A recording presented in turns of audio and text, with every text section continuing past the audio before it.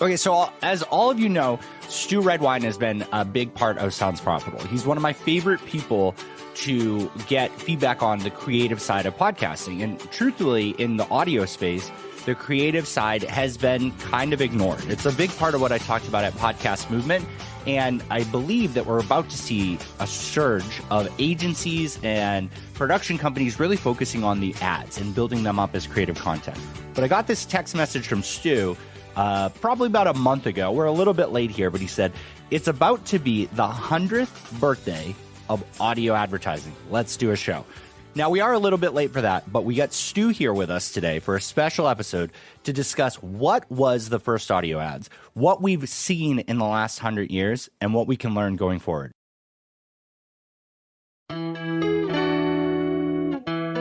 So, Stu, welcome back to the podcast. Thank you, Brian. Thanks for the lovely introduction. You're one of my favorite people, and it's always fun to be doing Sounds Profitable stuff. Thanks for taking me up on this. Yeah, I mean, it's really interesting. We don't dig enough into the creative side of things. It kind of feels bad sometimes. My background being in digital rich media, I remember, God, the budgets we would put towards building ads and just kind of throwing them in there with the ad spend, right, for the technology side of it and not really considering them their own thing. And we are on the cusp of the podcast industry starting to hit that hiccup point and really having to make a decision on how do we charge for it? What do we build? What's unique? Not just giving bullet points to a host and hoping for the best. So you're the perfect person to give us a little bit of a history lesson on how to catch us up on what's happened in the past. Yeah, absolutely. You know, I mean, we were just talking about this a little before. It's like I'm endlessly fascinated with the history of advertising, and in general, I'm a fan of history. You know, summed up in the phrase, you know, the more things change, the more they stay the same. They don't totally stay the same. I think of, you know, Mark Twain's kind of view on history is history doesn't repeat itself, but it does rhyme. And, you know, as we all were in our history classes in school, they told us, like, you're doomed to repeat the past if you don't know what happened in the past. And so with audio, with our profession, what we do is like, okay, what has happened? What did they already do? And then also, that doesn't necessarily say that things are going to go a certain way, but it might give us some pointers on what to expect. So if we go back 100 years, more than 100 years ago, radio began to develop. People began to broadcast. There weren't a ton of stations. It kind of started like the internet with educators and things like that. When it came to sponsorships, people very quickly figured that out. I mean, we have been advertising as a human race since the beginning of human society, you know, and there's plenty to read about that. So we've been figuring out a way to trade time, you know, money for our goods and services for a very long time. So early days of audio, they're going, okay, well, hey, I'll give you some free records. And then will you mention my company? Yeah, that sounds fine. But nobody had really figured out, kind of like the early days of the internet, nobody had really figured out how to monetize it. So, Stu, I have a question on that. You said trade records for mentioning a company. So is that like the model in, like, when we think of like Little League and whatnot, where it's just like sponsoring something and saying, oh, we're going to play this record or this new song, and it came from Sounds Profitable. They bought the record for us. Is that the first form we saw? Precisely. Yeah, of course. Yeah, because it's going like, well, how are we going to fill all this time? And Sounds Profitable shows up, you know, Bryan Barletta goes out and he buys a bunch of records, stacks of wax, and he says, hey, KDKA in Pittsburgh, I'm going to give you guys all these records. Just mention Sounds Profitable every hour. They're like, great, sounds good. We'll do it. Those were the early days. That's what they were doing. Nobody had figured out, how do I charge? Then AT&T steps into the space. So a couple things. AT&T had secured a vacuum tube patent that was very vital to the technology. So they had that. So they're interested in the space. Some of this stuff is going to start sounding familiar to our time, right? You know, it's like, oh, why are we coming into this? So AT&T is coming from they've been charging money for time for like 40 years as of 1922. But then they decided, okay, well, let's do this. Let's actually set a certain amount of money for time, just like we do on a phone call. If I would have called Mr. Barletta 100 years ago, they would charge me a certain amount of money for the number of minutes that I take. Not much has changed there either. So they go, for this broadcast, we're going to charge Hawthorne Court Apartments $50 to $100, depending on your source. Again, I'm not a historian, just a fan of history, but $50 to $100 for a 10-minute advertisement on WEAF in New York City, talking about, this was a representative of Hawthorne Court Apartments at about 5 o'clock in the evening, talking about the new Hawthorne Court Apartments and what you would get if you decided to live there. So what we're saying here is AT&T, a phone company, charged and billed this by estimating the number of people that this advertisement hit and billing it based on the minutes that they would have charged if it was an individual call to each of them. You're taking it to another level. I'm thinking probably that is possibly how they did the math. I know you're a math guy, Brian. I'm impressed with your mathematical. I'm impressed with your mathematical skills. You know what? I wouldn't be surprised if that's how they arrived at it. I bet one could even go back in time and I mean, just go look at the rates. Yeah, it's like, how did they come up with 50 to 100? And maybe it's that, like, and I mean, you got to realize, like, in 1920, when the first, you know, some consider November 2nd, 1920, when KDKA in Pittsburgh broadcast the presidential election that Warren G. Harding won in 1920, a significant date in radio history. That was only heard by 1,000 sets. Wow. Yeah. So in 1922 in New York, I don't know, you know, how many people were hearing that, but you bring up a good point. Maybe that's the way that the financial folks figured out how to come up with that exact price. Sometimes I feel like with a lot of this stuff, and you know, you've been around in podcasting in the early days, it's like you just make it up. Like you just make up a number, you know, you just go like, I don't know, what is this worth? Like, let's do this. But then I think this works. Yeah, exactly. But then market forces come into place and like, okay, now we see the invisible hand of the market and what does this thing actually cost? But yeah, they came on, they talked for 10 minutes. I mean, it's amazing to me, like looking back, just a little bit more of like the fuller story. Hawthorne Court Apartments was at the end of the 7 line that had just been finished. They're in Queens, New York. It was surrounded by nature. There's actually a little clip from the ad. So why don't we play that? Friends, you owe it to yourself and your family to leave the congested city and enjoy what nature intended you to enjoy. Visit our new apartment homes in Hawthorne Court, Jackson Heights, where you may enjoy community life in a friendly environment. So you can hear there, that's not the original recording. They recreated it like 30 years later. But it gives you a sense of it. It's got that awesome, you know, mid-Atlantic or transatlantic accent in a friendly environment. And Hawthorne Court Apartments is still around. That ad ran on, I think it was August 28th. I don't know if we said that yet. It was August 28th, 1922. So we're 100 years, just right around 100 years later. And it ran through September 1st, 1922. Look at that, Brian. It's September 1st. We're doing this on the last day. Go. That's when we're recording. That's right now. why we're recording it. Okay. Today. It worked out. I love it when things work out. So we planned it. Yeah, we planned it. So who knows? I mean, they spent what? That 28th, 29th, 30th, 31st, $500, maybe $250, $500. We got to think they filled the place up. It's a historical landmark now. It's got a beautiful interior court. They're larger apartments. I think they go for a pretty penny, but you can check it out. Hawthorne Court Apartments is still being lived in to this day. You know what's really crazy about that is that 30 years later, you're saying that they recreated it, right? We're somewhere between 15 and 20 years into podcasting. The idea that like in 10 to 15 years from now, someone will be like a historian on podcasting and recreating the ads that were lost to time. Hopefully not. I mean, maybe they're still being hosted, but that's really interesting to see that they realized how impactful that was. Like what happened in that first 30 years that made them reflect on it enough to say like, we got to do this now before it's gone.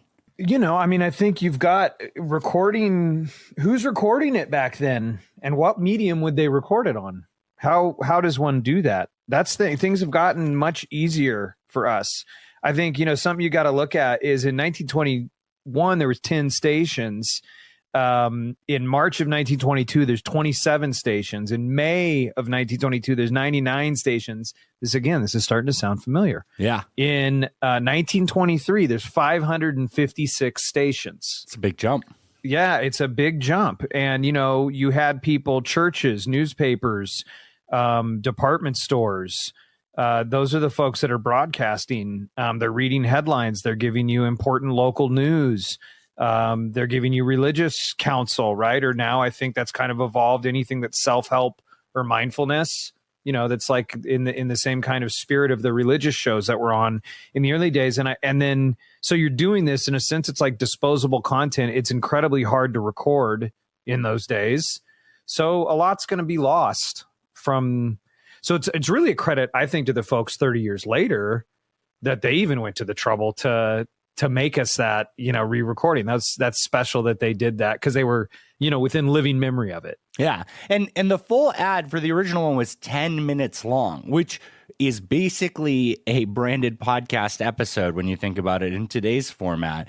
I mean, 10 minutes, if I'm remembering correctly, would be a massive chunk of an hour's ad slot in radio today. So what did we see from the evolution of that? I mean, obviously, when a new market happens, the advertiser, the buyer, has the most sway. They basically get to say, we have the money. This is what we want. This is what we want to get out of it. And they have a lot that they can ask for. As the industry matures a little bit, the publisher, the broadcaster, right, the host gets to push back a little bit.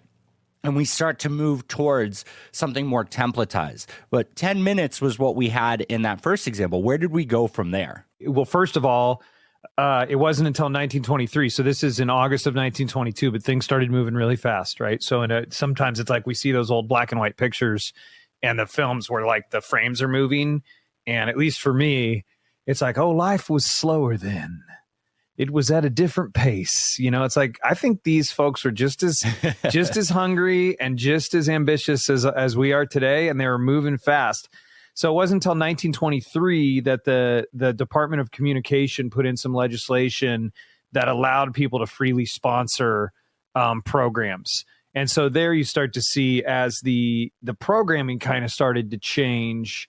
And I think they began to just figure out that like, oh, we can slice this into thinner and thinner pieces. I mean, okay, let's go back to 1901 in Europe.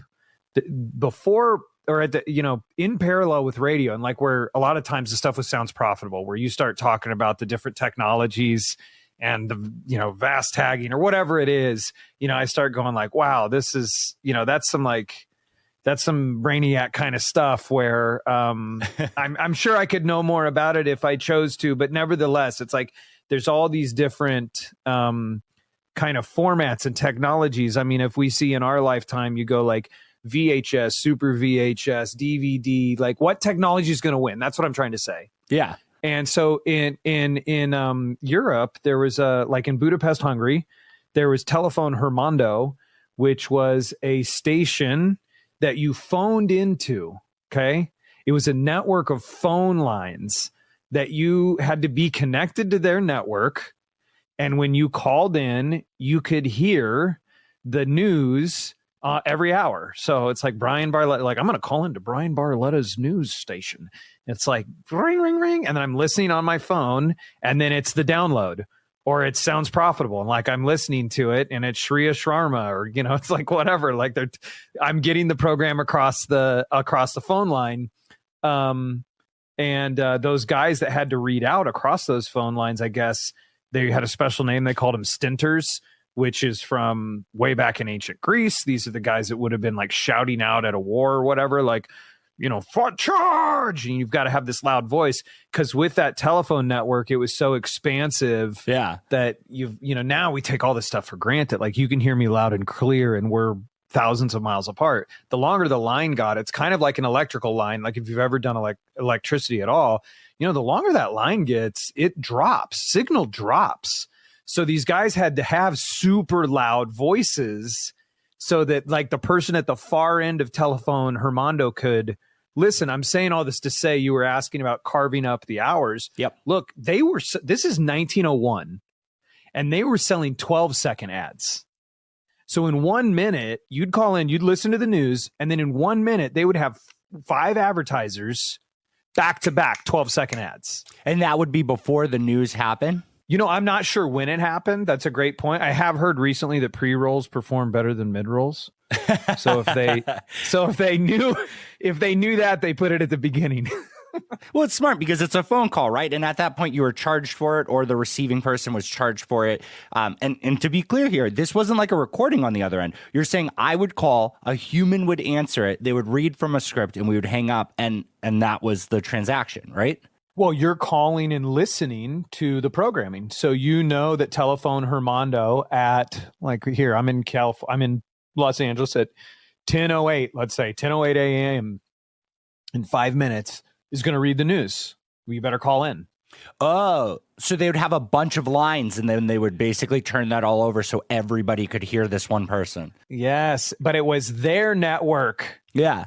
Well, you have to do the ads at the beginning or in the middle, because in that situation, the goal is get the news as fast as possible and hang up, right? Because there's a transactional element. There's a cost going to AT&T or whoever it was for the phone call. So it had to have been pre-roll or maybe mid-roll, but it would be really interesting to see what people hung up for, like what news that they wanted to listen to and they had to listen to, but they would abandon ads. But 12-second ads are exciting to me, mostly because like YouTube has dug into that, right? There's the really quick ads on YouTube. And it's funny because I think it's like 6 seconds before you can skip an ad. And if the ad tells me it's only like a 12-second ad or something, I might just let it all run instead of racing for that skip button. But if it's like a 3-minute ad or whatever the maximum length they do, and it hits that 6-second mark, you bet that I'm pounding on that keyboard to try and skip that ad as fast as possible. So, something smaller, it can get to the point. I mean, Stu, what are some popular ad jingles that are like 12 seconds or less? Popular ad jingles that are 12 seconds or less. I mean, the one I always think of is we got Geico. Yes, you read my mind. I mean, that's the one. It's 15 minutes will save you 15% more on car insurance. Yeah, I think that's we talk a lot about mnemonics and like sonic branding, and Les Binet, who talks a lot about this idea of like, advertising is training. It's Pavlovian training, and so that's such a fantastic example of like, whether it's a sound, more saving, more doing, the Home Depot. Yeah. It's like, or it's their song, or it's a statement, like you're saying with 15 minutes will save you 15% or more on car insurance. You don't need a ton of time to communicate that idea and get it across. For what I think of is like, for our advertisers at Oxford Road, where I'm vice president of creative services, is, when you're wearing Tommy John, you're that much more comfortable, so you can do everything better. Or if you're hiring, you need Indeed. I think that one's fabulous. If you're hiring, you need Indeed. I like that one a lot. I mean, think about it. Like when we were all kids, like what were the ads the jingles that stuck out to us, right? Everybody had a furniture store or a carpeting company or something that they heard the ad enough, and you could probably still remember either the jingle or the phone number that they had to get you to remember a number. We're not talking about a promo code. We're not talking about a vanity URL. We're not talking about solving a problem. How does that child look at their parent and say like, call 1-800-BOBS Discount Furniture or whatever it was, right? Or, Jordan's Furniture in Massachusetts. I will always remember that. Quality, comfort, and price. That's nice. Like these are ones that you'll never forget them, right? And the ads, the jingles, these things that they drill into you, it's to create repetition because you become an amplifier for it. If it's funny, when somebody says you'll never guess what happened, there's the time when everybody responded like, dude, you're getting Adele, or, someone had a problem and they would say, there's an app for that, right? Like these quick mnemonic things that sit in there that are either funny or actually solve a problem. You don't need 60 seconds. You don't need 10 minutes. Sometimes you need a repetition of 12 seconds across a lot of places. And that's so cool to see that they grasped that back then. And it's exciting to see that we're starting to explore shorter form in podcasting now. Yeah, yes. And I think the record shows, I mean, one more example I'm thinking because of Los Angeles and drive time, and, the commute is not as big a piece of my life anymore. Don't go into the office nearly as much as pre-pandemic, but it's 1877 cars for kids. KARS, Cars for Kids. 1-877 Cars for Kids. Donate your car today. Yep. Yeah, and the billboards to back it up and all of it. They trained this little doggy. Woof, woof. I know that one.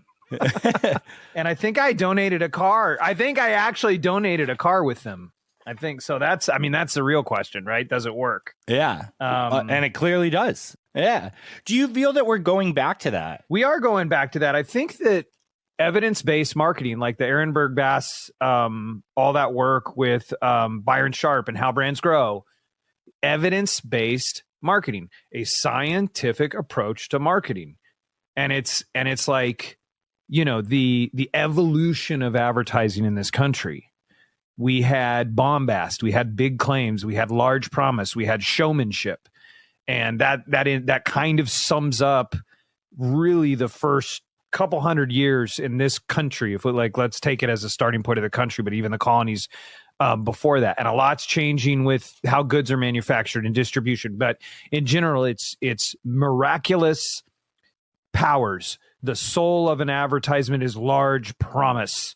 I am going to save you. This is going to save you and cure you. And it's almost like religious fervor level promises of advertisers. And then we go into, you know, the entry into the 21st century, the Industrial Revolution. It impacts everything. It impacts warfare. It impacts business. Of how do we make the trains run on time? How do we make everything more efficient?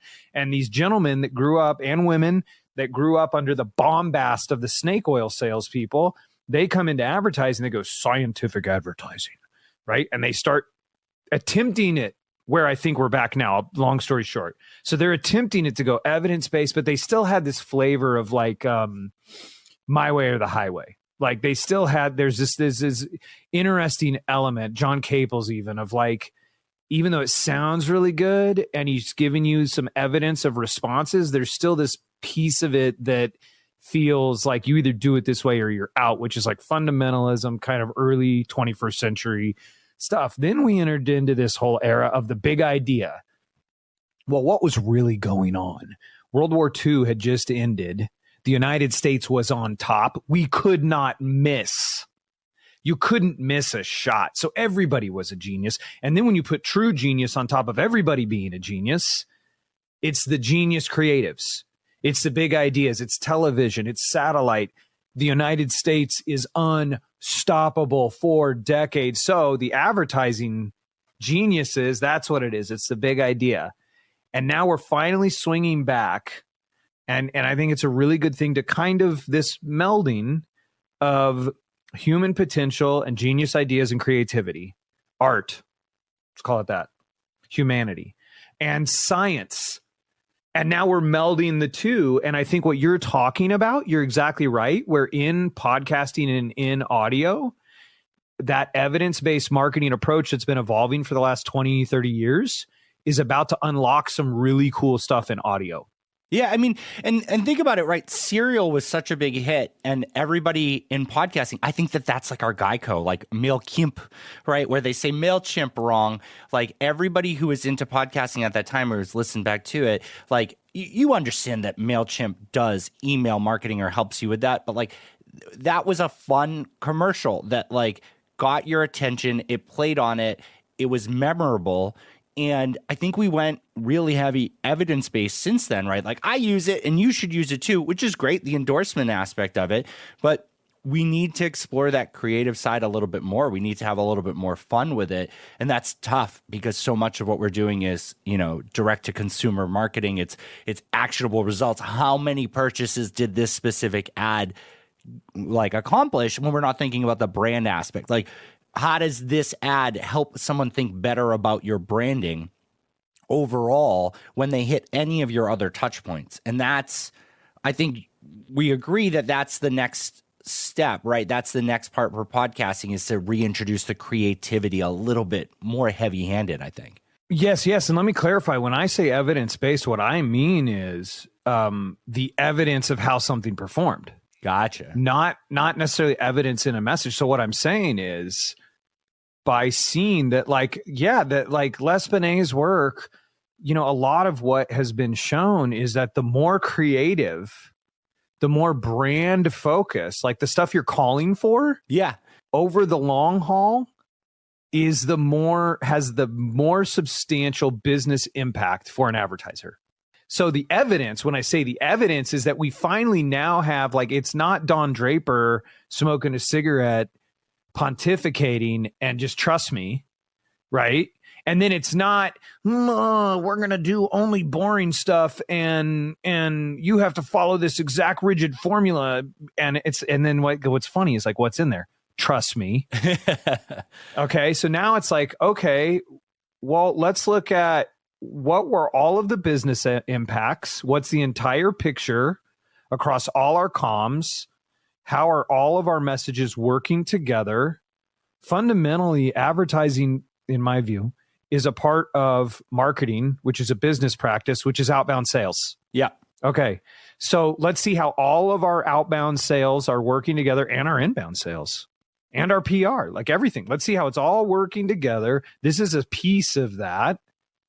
How is this impacting that? That's the evidence when I'm saying evidence. And then what you might find is the best thing that you could do in your audio advertising is buy a 6 or a 12-second ad on every podcast known to man and just say, sounds profitable, download it now. But what we missed there, and I love that is... Thank you. Yeah, you can have it. It's yours. Thank you. I appreciate it. There's no easy way to buy that today, right? Because we buy a spot and it's not clear, like, is it like there's a limited number of ad spots in a show and there's a limited number of ads in each, bundle. Oh, I see what you're saying. But it's like, is it total minutes, right? Is this ad break a maximum of 2 minutes, meaning that one person can buy a 2-minute ad, or 4 people can buy a 30-second ad, or they actually cap it at 3 people, and so it can be one 1-minute ad and 2 30-second ads. It's not really clear, right? We don't have a standardized format. So that's awesome. That 12-second thing's awesome. But today, what it would take would be someone to approach that as a brand new thing, right? Say, hey, don't use this as an ad slot. Just do it as a baked in, or do it as something small. Just push it in there. Don't cannibalize something else you have. Don't charge me for the 30, 60, 90-second for this 12-second thing, and really push for something new. I think that the people that are willing to take risks on that are going to be what help define what's next in this space, right? We don't have our 320 by 50 size banner, right? We don't have these standard templates for what these things are. Podcasting right now reminds me a lot of like the 15 seconds that we allowed native advertising to do what they want. And if you're not familiar, native advertising is if you ever went to a website and it was like branded, they skinned the whole thing, and it's like, the next Guardians of the Galaxy movie is the whole background of it. That was incredibly custom for a very short period of time. And then everybody in digital marketing was just like, nah, make it a format, create a standard for this, follow along with it. You can get as creative as you want in that standard, but we need to be able to transact at it in a specific way. And that's why this push towards programmatic, this push towards standards, I think gets us out of, let's say, the bullshit, honestly, of what is an audio ad, like how long is it, what the placement is, all of that. It formats that, and then we get to say, well, what do we do with that time? How do we make it content? How do we make it compelling? How do we make more podcast ads that people are singing, or people are responding back when someone says, you'll never guess what happened, and they'll be like, you signed up for MailChimp, right? Like, what is the next innovation there? And that's the next step in podcasting. We can look at this 100 years and kind of learn from it. Absolutely. And I think, from an early conversation you and I had before talking here, is this idea of like, when you look at Telephone Hermano, or this idea of those audio newspapers, and then they're across telephone lines, and then there's radio here, but here we commercialized it pretty quickly. And very quickly, and in across the pond, in the UK, it's a different story. So these things they're not predetermined. And so they had a 10-minute ad, and there's 12-second ads, and we were talking about, like, radio's the grandparent. I don't know. It's the parent. It's just like, wow, your parent is really old, at 100 years. So I don't know. Seems like the grandchild is podcasting, but it's sort of this idea from our lives, I guess. Like, you don't have to grow up just like your parent. It's not predetermined. So on the one hand, there is this value, and I'm hearing you say that Like there is this value in going formats, 60 seconds. And then you look at radio and it's like whatever, from talking to Pierre, it's like 15 to 20% or 15% of every hour is advertising in radio. Well, podcast, the magic of it is like, oh, there's one ad, there's two ads. And now with dynamically inserted, like, are we just turning it into radio? And like, you're going to grow up to be just like your dad, and it's like, oh my gosh, is that what's going on? And then at the same time, it's like, well, push, like if you're the advertiser, like people listening to Sounds Profitable, if you're the advertiser, you're the agency, like we built this city on new ideas. Nobody did this until they did this. And there's still reward in the marketplace for that. You want to do 12-second ads of singing? Do it. Make them figure it out, right? I mean, they're selling air. We're selling air. Yeah. Like, does it change anything? It's not like they got to go get the 12-second widget off the shelf in the back. It's like, there's a way. We had an advertiser that we wanted to use a sound effect like in every single ad across podcast and radio. And you would think, like, even with you and me talking right now, it's like, hey, Brian, I'm going to send you a sound effect. Will you play it during our conversation? It's like, man, Stu, I don't know. I don't have that's going to be a challenge. We just don't have the technology. But it's like, we're talking to producers at radio stations, satellite radio, going like, hey, guys, I know you have the boards. I know there's a way to do it. I just know no one's ever said we know no one said to do it before. So we're asking for something new, but you know what? Did 100% everybody do it? No.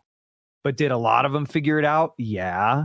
And did that create a mnemonic and like what we were talking about earlier, this branding device that's training across all these different audio formats? Yes. So I'm just saying, I'm with you on going, let's formalize and create standards. And then I'm also saying, like, kind of speaking out of both sides of my mouth, I guess I'm saying, you want to do 12-second ads? You want to do 8-second ads? Come to ask us to do it. Let's do it. Yeah. It's funny because the standards work really well at the entry level and at the top, it seems. The middle is the sweet spot, right? Because if you think about it, it's where you have massive growth as a podcaster and you also retain some of that control. Like, not a Rogan fan in any capacity, but think about it. I bet you he provided infinitely more value to his advertisers before he went to Spotify when he could do whatever he wanted. Someone came to him with a product that he really believed in or wanted to be a part of or wanted to do something longer.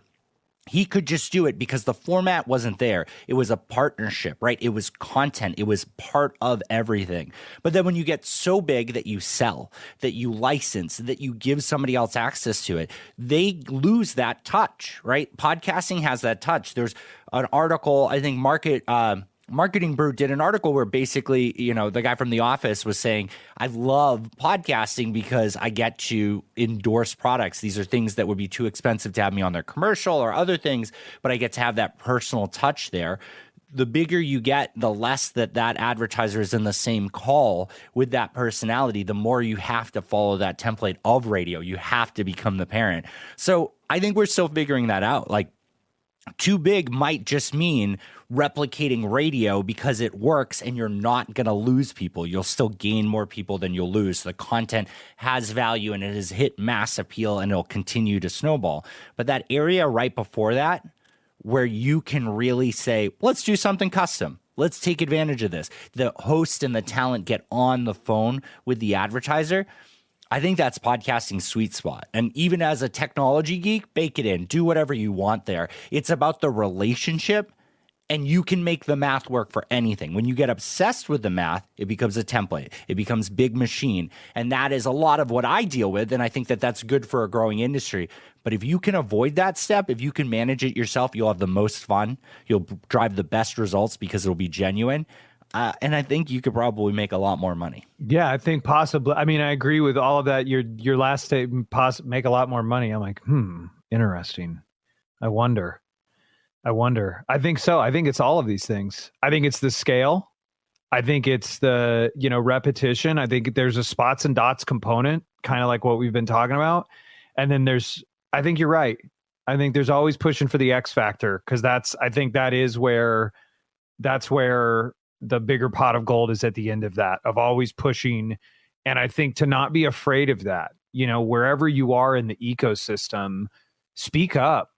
have a creative idea. I think to kind of loop it back around to 100 years ago, Yeah. As of 1924, there was the Ever Ready Battery Hour, and they sponsored a whole hour of programming. So maybe you couldn't do an hour, but a branded podcast. I don't know. I'm just something to look at. And the host was Wendell Hall on the Ever Ready Battery Hour. And turns out you needed Ever Ready batteries for most radios. So, that was like, you want to talk about marketing in the right spot to the right audience. That's what you're going to need to keep listening.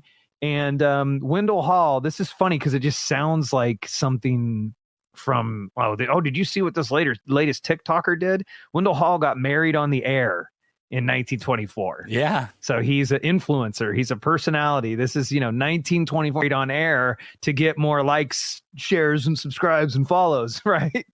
So the more things change, the more they stay the same. History doesn't repeat itself, but it does rhyme. And no matter what, you're absolutely right. Audio is more than just another way to advertise and communicate. Now, is it a good idea to, if you listen to the Wizard of Ads, this Roy Williams from Austin, Texas, great material, awesome, really niche, kind of style, I guess I should say, but well worth the Wizard of Ads. Read everything that he has put out. And he talks about when it comes to audio, any schedule that he would want to look at would be on 24/7, 7 days a week, 365. He doesn't even want to look at a schedule that isn't doing that. Be everywhere all the time. And we can all think of the podcast advertisers that did that, and they make it into SNL skits, right? Because everybody knows their name. That's true. Police brought back the bike, but not the boy. Bike, but no boy. Because the boy was dead. Blue Apron. Don't have time to cook? Blue Apron has you covered with meals like zesty pork tacos. Simultaneously, it's intimate. Look at this. We're talking right now. We're talking through these mics. We're listening to each other. We're looking at each other. When it comes to how people have been listening, I even think of it was predominantly in those days, housewives in those days, right? Stay-at-home moms and farmers that were listening to the radio. They had to turn on the dial. They had to be intentional. And then it's audio has always been inherently intentional, even if now it's more on demand than it was in the past. If your drive time, you're listening to your hosts, you feel like these people. And that's part of what developed in the early days is they figured out very, very quickly the hosts need to have personalities. At first, they were just stinters. They were just nobody. They were just a voice shouting as loudly as possible with clear enunciation. Then they became people. Very fast that happened, right? I mean, we're talking 1922 first commercial, 1924 Ever Ready battery hour, and you've got somebody getting married on the air, right? But it's always been intimate.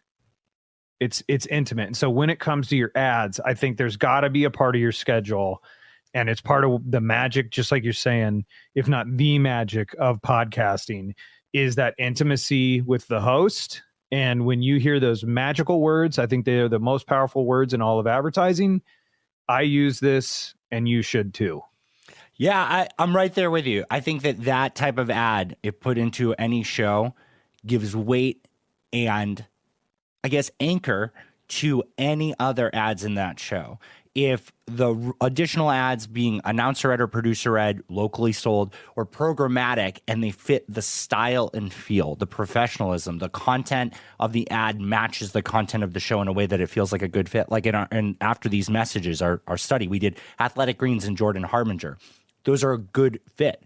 So that's really the thing. But having the different levels, right? The host read live read, the host read scripted, the announcer read scripted, having all different levels in a show, one gives credibility to the next. You teach the listeners, you're only going to put things that are quality in there, even if they're, a little bit distant from you as the host as you go along, it still adds value. And so, yeah, I think we're both on the same mindset that it's only been 100 years for audio ads. And it's funny to say only 100 years, but we have so much that we can learn from. We have so many things that we can avoid and don't have to do again. There's so much untreaded territory, and I encourage all of you to try it.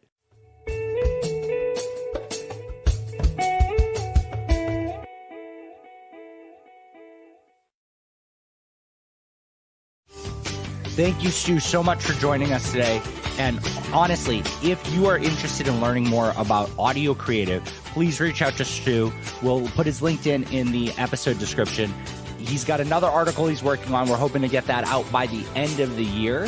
And, you know, hopefully at future events like our next sponsor-based event in November in LA and New York, Stu will be in attendance. So thank you again for listening, and we hope to hear your great ad executions over the next 100 years of audio ads.